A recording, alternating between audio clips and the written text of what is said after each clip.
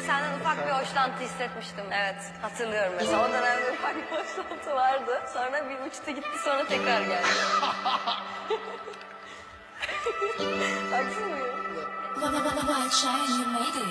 Lady, bekletme bunu seninle hissetmek. İstiyorum düştükçe beni yerden kaldırdın. İstiyorum yüksekte her şeyi en baştan yazmıştık. Bilmiyorum sensiz ne olabilir, beni nasıl da kandırdın. Öyle gitmek yok, tek gitmek yok.